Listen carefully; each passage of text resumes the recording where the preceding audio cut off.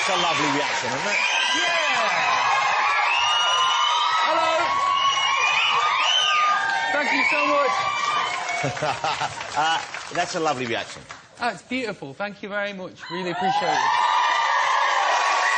You know, it's interesting because that love for you doesn't wane. It doesn't go away, does it? And you were gone for a few years, you came back, and then you were gone again, and you come back, and it's like they're still crazy for you. It must be a lovely feeling. Are you surprised ever at the support you get here? You know, ever since we were in Take That, we've always been expecting... Can I just stop you there? When he says we, he doesn't mean we, obviously. I wish I was part of that history. No, I've been seeing the lads a lot, so they're on my mind. But, you know...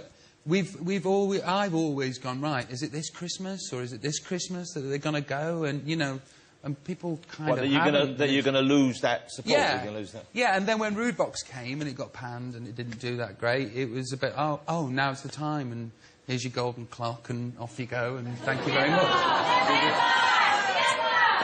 Did it upset you? Did it worry you? Did it trouble you, that feeling?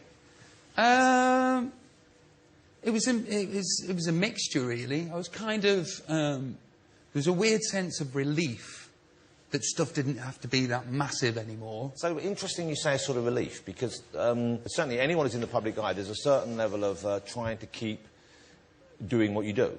And there's a need and an expectation that your fans have of you. They want you to be Robbie kind of all the time. And although you are Robbie, you're not the public Robbie necessarily all the time. And that must take its toll, I guess. So I guess, was that the relief, the fact that you thought, OK, I can relax from being public Robbie for a while, I don't have to deliver this, I don't have to be who they want me to be, even though you like it when people love you?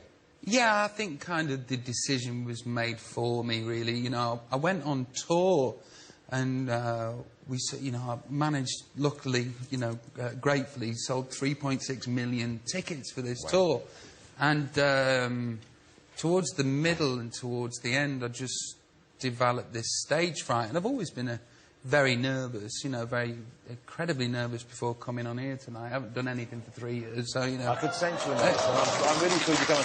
But I'm always amazed when I hear it, because when you're on stage, you command the stage with what seems like such ease and confidence. Yeah, but you don't know what's going on in my head. And what is the fear? What is the nerves about? Well, you know, sometimes it's 80,000 people, and then... well, when you put it that way... No, but, you know, sometimes it's 80,000 people, and then it's like Russian roulette. Some days you wake up and it's like, there's 80,000 people out there. And it is quite an unnatural thing to do. And, you know, a lot of the time, when I get up on stage, I am very relaxed and I just get through it. And then something comes over me and I don't know what it is, you know, like, when I come on stage, the nerves go. And then all of a sudden, on this last tour, the nerves stayed with me. And, you know, when you're doing 2 hours in front of an audience like that, and you feel that way inside, it's traumatic. It's really, really scary.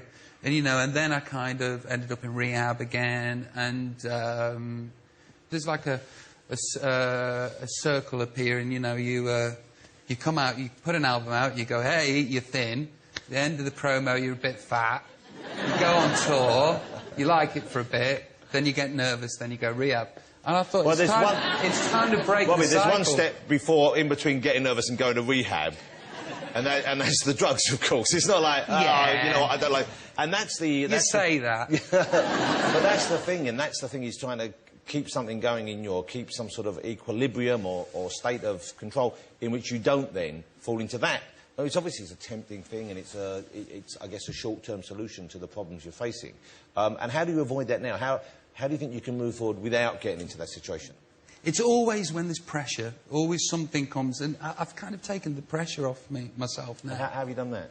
Well, it's a part-time gig these days, really. You know, well, that's very sensible. That's very sensible. You know, and I've got the missus, and she keeps me very grounded, and, you know, it's kind of... there's no need to take myself out of my mind anymore, because I've got somebody that I love with me, and, you know, and... Well, you know...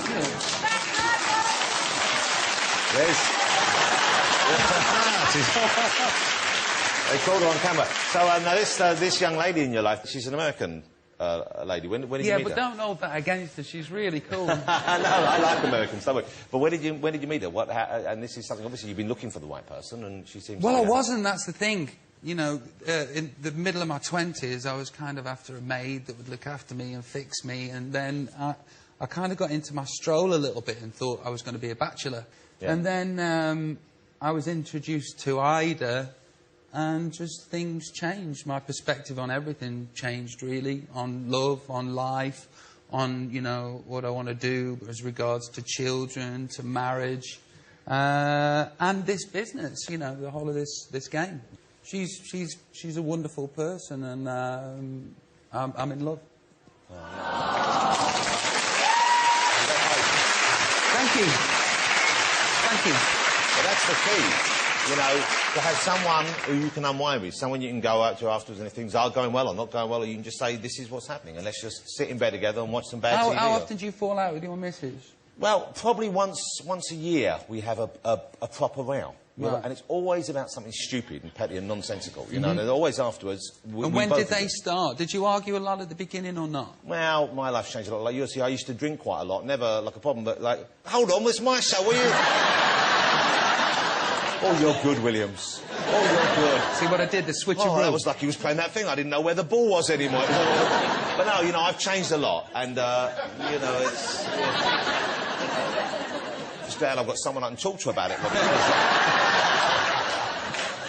But without her, I don't think I could have survived and stayed sane trying to do what I do. I don't think I could have done, and without my kids. And that's a lovely thing. You mentioned you changed your approach to family as well. Are you planning kids? Are you planning a family? Yeah. Yeah.